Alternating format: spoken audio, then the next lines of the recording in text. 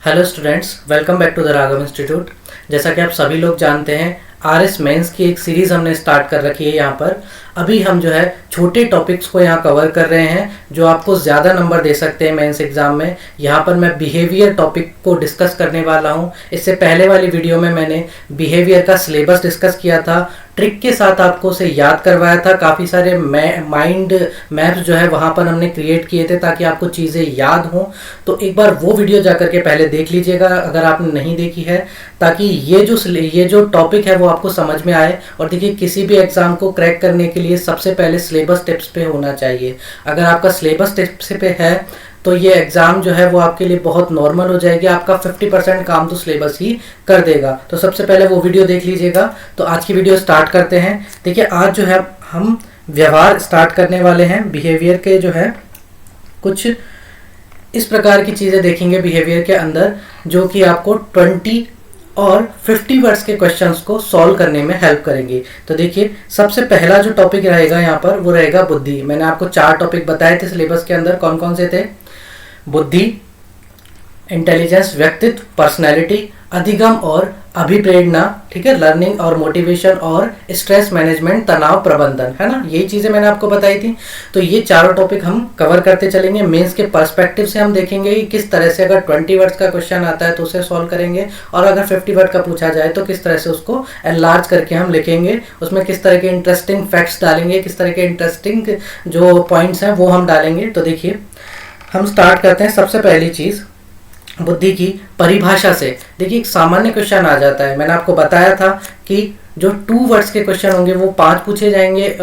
जो 20 वर्ड्स के जो क्वेश्चन होंगे, जो 2 नंबर वाले होंगे, वो आपसे 5 पूछे जाएंगे, और 50 वर्ड्स वाले जो 5 नंबर वाले क्वेश्चन होंगे वो 2 पूछे जाएंगे आपसे। तो देखिए, अगर जो छोटे क्वेश्चन है 20 वर्ड्स वाले हैं, उनमें कभी कभी पूछ लिया जाता है कि बुद्धि को परिभाषित कीजिए। ठीक है, अगर आपसे पूछा जाए बुद्धि को परिभाषित कीजिए तो आपको क्या करना है, यहाँ पर बुद्धि की परिभाषा लिख देनी है। ठीक है, आपसे सवाल जो है घुमा फिरा कर भी पूछा जाएगा। मैं आगे बताऊंगा किस तरह से आपको लिखना है। तो देखिए, सबसे पहली जो मैंने यहाँ पर बुद्धि की परिभाषा लिखी है वो एक सिंपल लिखी है। मान लीजिए आपको बहुत टिपिकल बुद्धि की परिभाषा याद नहीं आती है वहाँ पर, नंबर तो लेना ही है, तो एक सामान्य परिभाषा आप लिख सकते हैं। वो क्या रहेगी आपकी बुद्धि की परिभाषा? देखिएगा, सामान्यतः बुद्धि का आशय व्यक्ति की एक मानसिक शक्ति या क्षमता से लिया जाता है, जो क्या है, किसी भी कार्य, जिसके आधार पर किसी भी कार्य करने के लिए व्यक्ति जो है विवेकपूर्ण निर्णय लेता है। तो देखिए, यहाँ पर जो आपको याद रखना है वो क्या याद रखना है? केवल और केवल विवेकपूर्ण निर्णय। यहाँ पर कीवर्ड क्या है आपका? विवेकपूर्ण निर्णय। किसी भी कार्य को करने के लिए विवेकपूर्ण निर्णय लेने की जो क्षमता है वही क्या कहलाती है? निर्णय लेने की जो मानसिक क्षमता है वही क्या कहलाती है? आपकी बुद्धि कहलाती है। ओके, देखिए, इसी आधार पर हम बुद्धिमान या मंद बुद्धि को डिफाइन करते हैं। ठीक है, तो ये तो हो गई एक सामान्य परिभाषा। ओके, मान लीजिए आपसे जो पूछा गया है 20 वर्ड्स में क्वेश्चन की बुद्धि को परिभाषित कीजिए, वहां आपने सामान्य परिभाषा लिख दी। इसके साथ आप एक लाइन ये लिख दीजिएगा कि यद्यपि बुद्धि संबंधी कई परीक्षण हुए हैं और कई अभी भी हो रहे हैं, किंतु फिर भी कोई भी सर्वमान्य सामान्य परिभाषा अभी तक नहीं दी गई है। ये 20 वर्ड्स में आप लिख देते हैं तो आपका जो आंसर है वो कंप्लीट हो जाएगा दोस्तों। लेकिन यह ध्यान दीजिएगा, ये तो बात हो गई एक नॉर्मल वर्क की। एक स्टूडेंट क्या कर रहा है? नॉर्मल वर्क, नॉर्मल परिभाषा आपने लिख दी। अब यहाँ पे जो एग्जामिनर, उसका माइंडसेट क्या होता है? 2 नंबर में से हो सकता है कि उसे ना लगे कि बहुत सॉलिड परिभाषा नहीं है, इसने काफ़ी सारे पॉइंट्स जो हैं, बहुत इंटरेस्टिंग पॉइंट्स जो हैं वो ऐड नहीं किए हैं, तो हो सकता है आपको 1 या 1.5 नंबर दे दे, है ना। 1.5 नंबर हम मान के चलते हैं। लेकिन अब इस 1.5 नंबर को कैसे बढ़ाया जाए, इसको कैसे इंक्रीज किया जाए, तो अब बारी आती है उन स्टूडेंट्स की जो नॉर्मल वर्क के साथ क्या करेंगे? स्मार्ट वर्क करेंगे। तो यहाँ पर मैंने एक और परिभाषा दी हुई है, देखिएगा। एक और परिभाषा क्या कहती है आपकी? कि व्यक्ति द्वारा अपने आसपास के वातावरण एवं परिवेश को समझने, विवेकपूर्ण चिंतन। देखिए, परिभाषा वही है, केवल मैंने इसमें इंटरेस्टिंग कुछ पॉइंट्स डाल दिए हैं, तो ये बहुत ज़्यादा इफेक्टिव परिभाषा हो गई है। देखिएगा, व्यक्ति द्वारा अपने आसपास के वातावरण एवं परिवेश को समझने, विवेकपूर्ण चिंतन करने और जीवन में आने वाली कठिनाइयों एवं चुनौतियों का सामना करने के लिए उपलब्ध संसाधनों का प्रभावी ढंग से उपयोग करने की जो व्यापक क्षमता है वही क्या कहलाती है? आपकी बुद्धि कहलाती है। देखिए, बात वही है कि वह मानसिक क्षमता जिसके आधार पर किसी कार्य करने के लिए विवेकपूर्ण निर्णय लिया जाता है वही बुद्धि है। एक सामान्य परिभाषा ही होगी, लेकिन हमने कुछ इंटरेस्टिंग पॉइंट्स इसके अंदर डाल दिए तो ये एक इफेक्टिव परिभाषा होगी, एक इफेक्टिव डेफिनेशन हो गई, तो आपको डेफिनेटली यहाँ पर ज्यादा नंबर मिलेंगे। साथ ही आप क्या करेंगे कि ये जो 2 लाइन मैंने नीचे लिखी हुई है, यद्यपि बुद्धि संबंधी परीक्षण हुए हैं, अभी भी हो रहे हैं, परंतु अभी तक कोई सर्वमान्य सामान्य परिभाषा नहीं दी है, इसके साथ आप ऐड कर दीजिए। तो देखिए जो नॉर्मल वर्क करेगा वो तो क्या लिखेगा, ये सामान्य परिभाषा लिख देगा। ठीक है, हो सकता है यहाँ पर आपको नंबर कम मिले, है ना, पूरे नंबर ना दे, एग्जामिनर कैसा माइंड सेट है उसका, लेकिन ये परिभाषा अगर आप लिख देते हैं तो ज्यादा नंबर मिलने के चांसेस रहते हैं। साथ ही आपने एक नोट भी डाल दिया कि इसको परिभाषित नहीं किया है। ये तो दोस्तों बात होगी क्या, एक आपके स्मार्ट वर्क, एक तो नॉर्मल वर्क हो गया, एक स्मार्ट वर्क। अब एक वर्क होता है जिसको बोलते हैं हम over smart work. Over smart work में क्या होता है कि स्टूडेंट्स कभी कभी प्रॉब्लम में आ जाता है, कभी कभी हो सकता है उसके बहुत कम नंबर हो या ज्यादा भी हो। ओवर स्मार्ट वर्क के फायदे भी हैं तो नुकसान भी है। ओवर स्मार्ट वर्क क्या कहता है, मैंने अभी आपको एक क्वेश्चन बोला कि बुद्धि को परिभाषित कीजिए, एक नॉर्मल सा क्वेश्चन आया है, एक बच्चे ने तो ये ऊपर वाली परिभाषा लिख दी, ठीक है, उसको नंबर मिल गए 1 या 1.5 नंबर मिल गए, 1.5 नंबर मान के चलते हैं। एक ने स्मार्ट वर्क किया और ये वाली परिभाषा लिख दी, और उसको जो है नंबर मिल गए कितने, 1.5 नंबर मिल गए, या हो सकता है पूरे 2 नंबर मिल गए। लेकिन एक ओवर स्मार्ट वर्क करने वाला है, ठीक है, यहाँ पर मिले 1.5 नंबर, यहाँ पर मान लीजिए 2 नंबर। अब एक ओवर स्मार्ट वर्क करने वाला है जिसने पढ़ा कि बुद्धि को परिभाषित कीजिए, और उसने एक ये परिभाषा तो लिखी, स्मार्ट वाली परिभाषा तो लिख दी, इसके साथ क्या कर दिया, कुछ विचारकों की परिभाषा भी लिख दी। ठीक है, कुछ विचारक जैसे थॉर्नडाइक की परिभाषा लिख दी, वुडरो की परिभाषा लिख दी, है ना, अभी हम आगे पढ़ेंगे, अल्फ्रेड विने की परिभाषा लिख दी, ऑक्सफोर्ड की परिभाषा लिख दी, ऑक्सफोर्ड डिक्शनरी की। ठीक है, तो इस तरह से बहुत सारी परिभाषाएं या कुछ एक परिभाषा उठा करके उसमें और सामान्य जो परिभाषा है उसके साथ उसने डाल दिया। उसने वर्क तो किया लेकिन ओवर स्मार्ट बन गया। अब होता क्या है कि उस वक्त जो एग्जामिनर्स का माइंड सेट कैसा है उस पर डिपेंड करती है चीज़ें। अगर वो देखता है कि हाँ भाई इसने एक एक्स्ट्रा चीज़ लिखी है तो इसको एक्स्ट्रा नंबर मिलना चाहिए, तो डेफिनेटली वो क्या करेगा, 2 नंबर दे देगा पूरे। लेकिन उसको पता चलता है कि नहीं यार इसने फालतू चीज़ लिखी है, ठीक है, या पूछा ही नहीं गया किसी विचारक के बारे में और उसने फालतू चीज़ लिख दी है, तो हो सकता है वो आपके नंबर भी काट ले। तो ओवर स्मार्ट वर्क के फायदे भी हैं और नुकसान भी हैं, याद रखिएगा।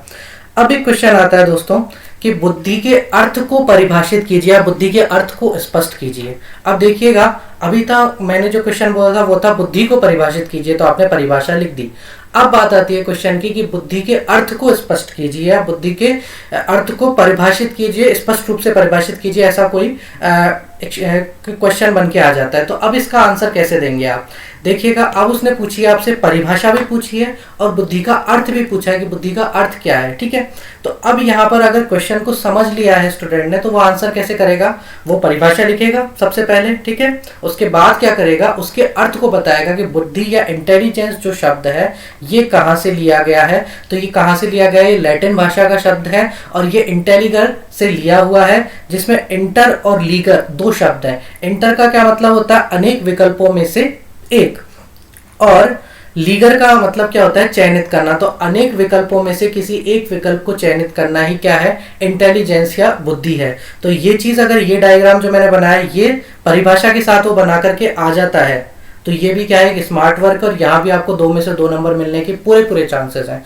ओके, समझ में आई चीज। चलिए, इसके बाद हम देखते हैं क्या, बुद्धि संबंधी अन्य परिभाषा। यहाँ तक आपको चीजें समझ में आ गई होंगी, किस तरह से आपको पेपर को सॉल्व करना है, किस तरह से आपको स्मार्ट वर्क करना है।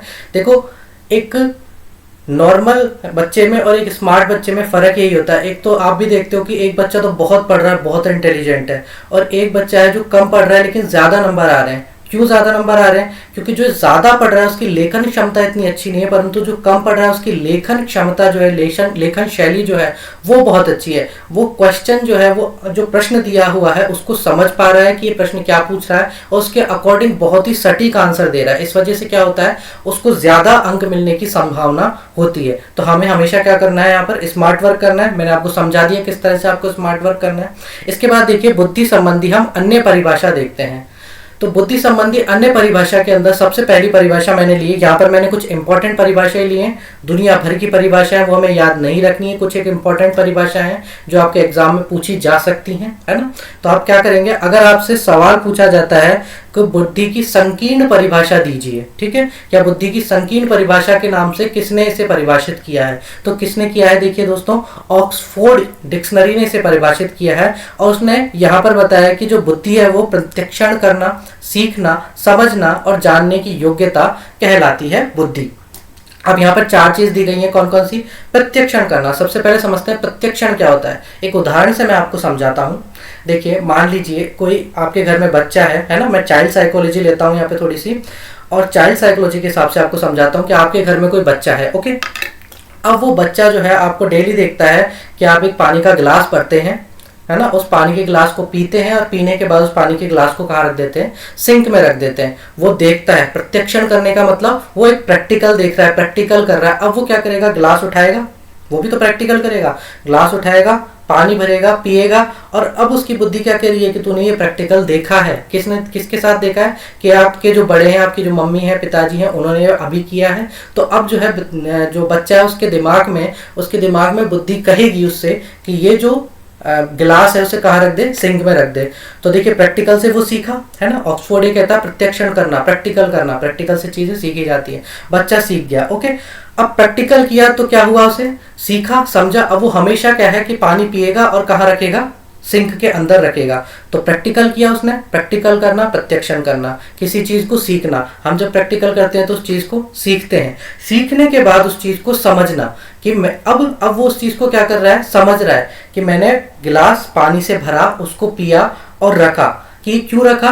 क्योंकि भाई मैं जब पी रहा हूं तो उसको झूठा हो जाता है, वो झूठा हो जाता है तो उसको सिंक में रखना है धोने के लिए। तो वो इस चीज को समझ गया है। ठीक है, एक बच्चा क्या इस चीज को समझ चुका है। समझने के बाद जानने की योग्यता। अब बच्चे के दिमाग में ये चीज कौंधेगी कि ऐसा क्यों हो रहा है कि मैंने पिया है, झूठा हो गया, रख दिया, क्या फर्क पड़ता है झूठे होने से? तो अब उसे सिखाया जाएगा, उसके मन में जानने की एक लालसा पैदा हो रही है, तो उसे समझाया जाएगा कि बेटा देखो, आपने पानी भरा, पिया और सिंक में रखा तो गिलास झूठा हुआ।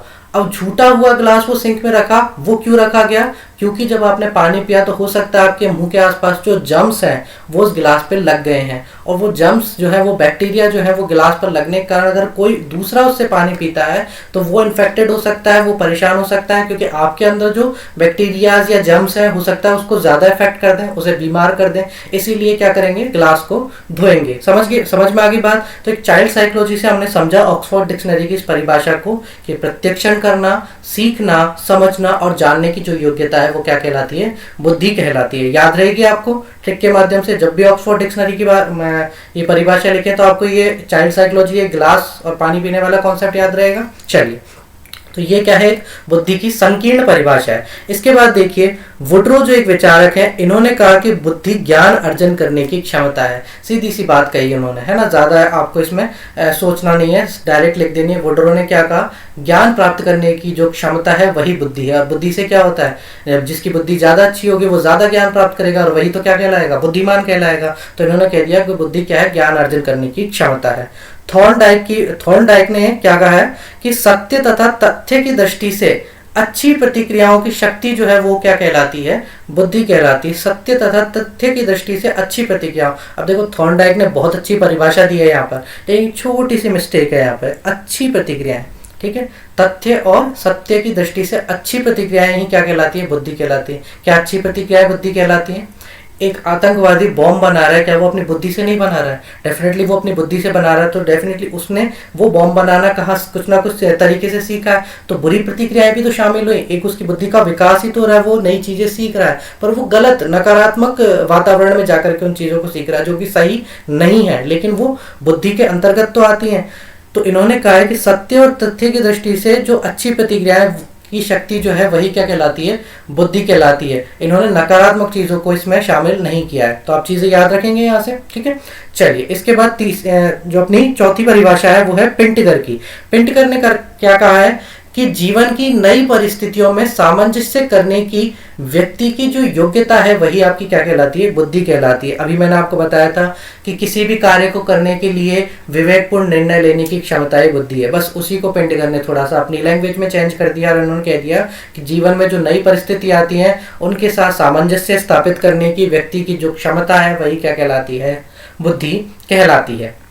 चलिए, इसके बाद देखिए वुडवर्थ ने क्या कहा है, और पीटीटी का एग्जाम आप लोगों ने दिया होगा, काफी लोग दे भी रहे होंगे बीएड के अंदर। तो थॉर्नडाइक, वुडवर्थ वहाँ अपने को पढ़ने को मिलते हैं, चाइल्ड साइकोलॉजी वहाँ पढ़ने को मिलती है हमें ना, शिक्षण और अधिगम वहाँ पढ़ने को मिलता है। तो वहाँ ये सारी चीजें हमको याद वैसे भी हो जाती हैं, ठीक है। तो वहाँ थोड़ा सा अगर आप कर रहे हो या आपने बीएड की है तो थोड़ा सा वहाँ ध्यान से पढ़ लेना, वैसे ही क्लियर हो जाएगा आपके व्यवहार। चलिए, वुडवर्थ के अनुसार देखिए, बुद्धि कार्य करने की एक विधि है। मैंने अभी बताया कि वातावरण में सामंजस्य स्थापित करना या किसी कार्य को करने के लिए विवेकपूर्ण निर्णय लेना ही बुद्धि है, अपने शब्दों में। और वुडवर्थ ने कह दिया कि बुद्धि कार्य करने की क्षमता है। थोड़ा सा आप चेंज भी कर सकते हो, अगर आपको किसी विचारक की परिभाषा एग्जैक्ट याद नहीं आती है तो मैंने जो आपको सामान्य परिभाषा, इसीलिए मैंने आपको सामान्य परिभाषा दी है स्टार्टिंग में, उसके बाद मैंने फिर आपको स्मार्ट वर्क जो आप करने वाले हो परिभाषा के अंदर वो वाली परिभाषा दी है। तो जो सामान्य परिभाषा है उसको थोड़ा सा मॉडिफाई करके यहाँ पर आप लिख सकते हैं कि बुद्धि जो है वो कार्य करने की विधि है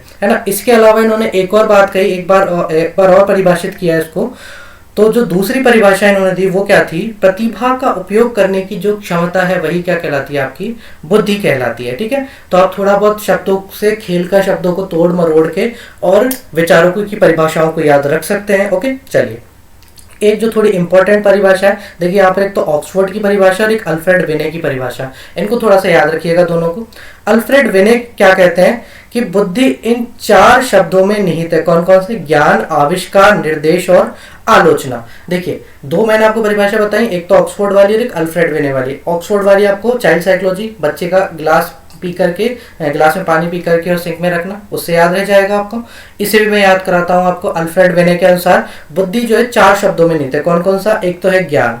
देखिए, ज्ञानी आदमी जो है वो अपनी बुद्धि का इस्तेमाल करता है और ज्ञानी को एक बुद्धिमान कहा जाता है। तो जिसके पास बुद्धि की क्षमता ज्यादा है, जिसके पास ज्यादा बुद्धि है, वही तो ज्ञानी है। तो सबसे पहला पॉइंट क्या है? ज्ञान, ठीक है। तो जिसके पास ज्यादा ज्ञान वही क्या है? बुद्धिमान।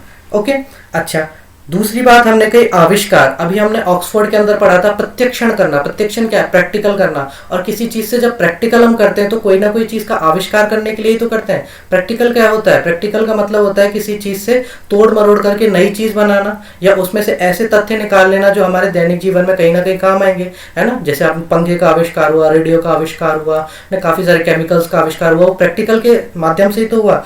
तो प्रैक्टिकल किया, इसके आविष्कार। आविष्कार भी क्या करता है? बुद्धि को और सुदृढ़ बनाता है। तो जिसके पास बुद्धि है वही तो आविष्कार कर पाएगा, उसी तो पता है किस तरह से तोड़ मरोड़ के चीजों को बनाना है, ठीक है। तो ज्ञान से ही किसका उद्भव हुआ है? आविष्कार का उद्भव हुआ है। और आविष्कार के बाद जो चौथा शब्द है वो है निर्देश, ठीक है।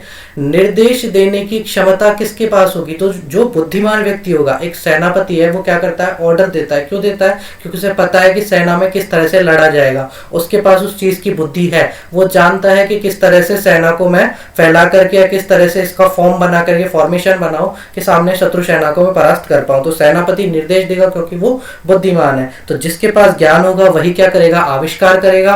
और वही क्या देगा? आपको निर्देश भी देगा, है ना। इसको मैं आपको सेना से समझा सकता हूं कि एक सेनापति है जिसके पास क्या है? ज्ञान है। ज्ञान है तो वो अपनी टुकड़ी के जो फॉर्मेशंस है ना, जैसे स्क्वायर फॉर्मेशन या आप जानते हो कि छापामार युद्ध प्रणाली, ये कहाँ से आई? कि एक सेनापति, बुद्धिमान सेनापति, उसने अपने ज्ञान का प्रयोग किया और आविष्कार किया छापामार युद्ध प्रणाली का। उसने अपने जो सैनिक है उनको क्या दिया? निर्देश दिया। क्योंकि वो बुद्धिमान है इसलिए सैनिक उसके आदेश मान रहे हैं। और तीसरी चीज होती है आलोचना। ये तो बहुत ज्यादा, ये नेगेटिव इम्पैक्ट, ये एक नेगेटिव तरीका होता है बुद्धि को एनहांस करने का। देखो, इसका भी मैं एक एग्जांपल देता हूं ताकि आपको अल्फ्रेड विने की जो परिभाषा है वो याद हो जाए। मान लीजिए कोई भी आपका दोस्त है, वो आपके पास आता है, तो आप डायरेक्टली उसको नहीं कह सकते। मान लीजिए कि उसमें से स्मेल आ रही है किसी तरह की, तो आप डायरेक्टली नहीं कहते, तो उसको कहते हैं कि अरे यार थोड़ा नहा धो लिया कर यार, बदबू आती है हमेशा, है ना। तो आपने क्या किया? आलोचना की। और इस इनडायरेक्ट जो नेगेटिव सेंस है, इससे उसके दिमाग में एक विचार कौंधा, उसकी बुद्धि ने काम किया कि नहीं, मुझे कल से जो है नहा धो करके, परफ्यूम लगा करके, ब्रश कर करके और अपने दोस्तों के सामने जाना है ताकि मैं अच्छा लगूं। तो आलोचना भी एक ऐसा हथियार है जो बुद्धि को क्या करता है? एनहांस करता है। तो 4 शब्द आपको समझ में आ गए, ज्ञान, आविष्कार, निर्देश और आलोचना, ठीक है। ये अल्फ्रेड विने ने कहे थे। और ऑक्सफोर्ड ने क्या कहे थे? प्रत्यक्षण करना, सीखना, जानना और समझना, ठीक है। तो ये 2 परिभाषा आप अच्छे से याद रख लेना। अच्छा, इसके बाद अल्फ्रेड विने की एक और परिभाषा आ जाती है, अच्छा बोध, अच्छा तर्क, अच्छा निर्णय लेने की जो क्षमता है वही बुद्धि कहलाती है। अच्छा बोध मतलब अच्छा बोध, किसी चीज को याद रखना है ना, बोध करना किसी चीज का, और अच्छे तर्क करना, अच्छे आर्ग्यूमेंट्स देना, और अच्छे निर्णय लेना ही क्या कहलाती है, बुद्धि। ये ज्यादा इंपॉर्टेंट परिभाषा नहीं है, लेकिन ये जो परिभाषा है इसको थोड़ा सा याद रखिएगा, पहली वाली परिभाषा और ऑक्सफोर्ड वाली परिभाषा। याद हो गई आपको परिभाषा? चलिए आगे चलते हैं। देखिए इसके बाद हम बात करते हैं कि आपका आज का लास्ट टॉपिक रहेगा। इसके बाद हम आगे पढ़ेंगे आनुवंशिकता और पर्यावरण का बुद्धि पर किस तरह से प्रभाव पड़ता है ना, किस तरह से संतान जो है उन पे प्रभाव पड़ता है। कोई गोद ली हुई संतान है या एक सिमिलर जो है दिखने वाले जो है ट्विंस जो है, उनमें बुद्धि का किस तरह से प्रभाव पड़ता है, ये हम आगे की जो क्लासेस है उनमें पढ़ेंगे। आज देखिएगा लास्ट टॉपिक हम पढ़ लेते हैं, बुद्धि की प्रकृति और विशेषताएं। ये बुद्धि की प्रकृति या विशेषताएं 5 नंबर में आपसे पूछा जा सकता है कि बुद्धि की प्रकृति समझाइए या बुद्धि की विशेषताएं समझाइए, है ना। इस तरह से एक 50 वर्ड का एक क्वेश्चन आ सकता है, तो उसका आंसर आप अपने स्वविवेक से दे सकते हैं। सभी जानते हैं, देखो बुद्धि को परिभाषित करने के लिए क्या है, ये बहुत सारी क्षमताओं का मिश्रण है। चलना किससे होता है, दिमाग से, बुद्धि से। खाना पीना दौड़ना, तो एक बहुत सारी जो हमारी क्षमताएं हैं, शारीरिक क्षमताएं, मानसिक क्षमताएं, उनका मिक्सचर ही तो क्या है, बुद्धि है। तो एक पॉइंट आपको याद हुआ। चलिए दूसरा क्या है, बुद्धि जन्मजात होती है किंतु वातावरण पर इसका प्रभाव पड़ता है। अभी मैंने बताया आनुवंशिकता वातावरण पर किस तरह से प्रभाव पड़ता है, हम आगे पढ़ेंगे। तो वातावरण का डेफिनेटली प्रभाव पड़ता है। एक उदाहरण से मैं समझा देता हूँ कि बच्चा जन्म लेता है, जन्म लेते ही तो चीजें नहीं सीखता है, लेकिन धीरे धीरे मान लीजिए घर में झगड़े हो रहे हैं, लड़ाइयाँ हो रही है, कलेश हो रहे हैं, तो बच्चा धीरे धीरे उनको अडॉप्ट करने लग जाता है और क्या करता है, वो उसी तरह के नेचर हो जाता है, उसका एग्रेसिव नेचर हो जाता है। तो देखिए उसके आसपास का जो वातावरण था, लड़ाई झगड़े दंगे, इनमें वो पला बड़ा तो वो वैसा बन गया, है ना। आतंकवादी उसी एनवायरनमेंट पर पले हुए, इसलिए उनके विचार कैसे हो गए, उनकी बुद्धि कैसी हो गई, नेगेटिव हो गई, ठीक है, आतंकवाद फैलाने की हो गई। समझ में आई। तो जन्मजात तो बुद्धि होती है, लेकिन उसका पर्यावरण से बहुत ज्यादा इफेक्ट भी पड़ता है। तीसरी बात है, बुद्धि व्यक्ति को विभिन्न बातों को सीखने में सहायता प्रदान करती है। तो डेफिनेटली बहुत सारी क्षमताओं का मिक्सचर है, तो विभिन्न बातें सीखने में सहायता प्रदान करती है। बुद्धि के कारण ही कुछ लोग जल्दी, कुछ लोग सामान्य गति से और कुछ लोग देरी से सीख पाते हैं। वही कॉन्सेप्ट है कि कुछ लोग तो बुद्धिमान है, कुछ लोग क्या है, मंद बुद्धि है। तो कुछ लोग जो बुद्धिमान है वो जल्दी सीख जाएंगे, जो मंद बुद्धि है वो धीरे धीरे सीखेंगे ना। ठीक है, चलिए चौथा पॉइंट जो है आपका क्या कहता है, चौथी विशेषता है, बुद्धि व्यक्ति को अमूर्त चिंतन की योग्यता प्रदान करती है। इसी चिंतन के फलस्वरूप व्यक्ति अच्छा डॉक्टर, वकील, दार्शनिक, चित्रकार, मूर्तिकार और साहित्यकार बन पाता है। समझ में आई बात। जैसी जिसकी बुद्धि होगी। अब हम कहते हैं ना, एक सामान्य सी चीज में बताता हूँ, आप भी कहते हो अपने घर वालों को, पापा मेरा इंटरेस्ट तो इस वाले फील्ड में, तो मैं इस फील्ड में जाना चाहता हूँ। तो आपकी जो बुद्धि है उस फील्ड में ज्यादा यूज हो रही है, आपको वहां से जो चीजें वो अट्रैक्ट कर रही हैं, आप उन चीजों को सीखना चाहते हो, इसी वजह से तो उस फील्ड में जा रहे हो। तो जिसकी बुद्धि जहां काम करेगी वो वैसा व्यवहार करेगा। डॉक्टर की बुद्धि डॉक्टरी में काम करेगी, वकील, दार्शनिक, चित्रकार। तो आप समझिए किस तरह से बुद्धि काम करेगी। चलिए, तो इन्हीं चिंतनों के फलस्वरूप क्या करेंगे, हम इस तरह की पोस्ट प्राप्त कर सकते हैं। अच्छा, पांचवा पॉइंट क्या कहता है कि पांचवी विशेषता क्या है, बुद्धि पर आनुवंशिकता का प्रभाव भी पड़ता है, परंतु यह लिंग, जाति, समुदाय विशेष नहीं होती है। डेफिनेटली लिंग, जाति, वंश, समुदाय, इसका बुद्धि पर कोई प्रभाव नहीं पड़ता है, लेकिन आनुवंशिकता का प्रभाव बुद्धि पर पड़ता है। अगर आपके जो देखिए थोड़ा बहुत प्रभाव पड़ता है, आनुवंशिकता का भी इतना प्रभाव नहीं पड़ता। आनुवंशिकता क्या है, जीन्स है आपके, जेनेटिक जो आपके गुण हैं वो माता पिता से संतान में आते हैं। जीन्स जो है वो माता पिता से संतान में आते हैं। तो कुछ न्यूरोलॉजिकल जीन्स होते हैं, कुछ हमारे जो मस्तिष्क के जीन हैं वो भी तो संतान के अंदर आएंगे। तो जैसी मान लीजिए आपके पिताजी बहुत इंटेलिजेंट पढ़ने में, तो डेफिनेटली संतान भी उससे थोड़ा बहुत इफेक्ट रहेगी, उसका भी जो है पढ़ाई की तरफ झुकाव रहेगा। तो आनुवंशिकता का प्रभाव भी बुद्धि पर पड़ता है। अच्छा, छठे पॉइंट की हम बात करें, व्यक्ति के अनुभव जो है बुद्धि पर प्रभाव डालते हैं। एक्सपीरियंस, सीधी सी बात है, हम कहते हैं यार बूढ़े लोग हैं वो बहुत ज्यादा एक्सपीरियंस है हमसे। क्यों कहते हैं, क्योंकि उनने आसपास के वातावरण से काफी चीजें सीखी हैं, अपने बुद्धि को उस लेवल पे लेकर गए जिस लेवल पे अभी जो बच्चा है वो लेकर के जाने की कोशिश कर रहा है, तभी तो उनको एक्सपीरियंस्ड बोलते हैं हम। तो अनुभव जो है, एक्सपीरियंस भी बुद्धि पर प्रभाव डालता है। तो एक विशेषता ये भी हो गई। सातवीं और अंतिम विशेषता हम देखते हैं, इसी के साथ हम जो है क्लास को समाप्त करेंगे। बुद्धिमान व्यक्ति वातावरण के साथ समायोजन करने एवं उचित अनुचित में भेद कर पाने में सक्षम होता है। ठीक है, एक इंसान जो है वो बुद्धिमान है, तो वो समझता है कि क्या चीज़ सही है, क्या चीज़ गलत है, मुझे किस रास्ते पर जाना चाहिए, सही रास्ता कौन सा है, गलत रास्ता कौन सा है, वो अच्छे से जानता है। फिर भी जानबूझ के वो गलत रास्ते पर जाए या सही रास्ते पर जाए, वो उसकी चॉइस है, पर बुद्धि जो है उसको समझा देती है कि ये सही रास्ता और ये गलत रास्ता है। तो ये क्या है, बुद्धि की विशेषताएं हैं। अगर 5 नंबर का क्वेश्चन आता है तो आप ये विशेषताएं वहाँ 50 वर्ड्स में लिख सकते हैं। उम्मीद करता हूँ मेरे द्वारा जो एफर्ट लगाए गए हैं उससे आपको चीज़ें समझ में आई होंगी।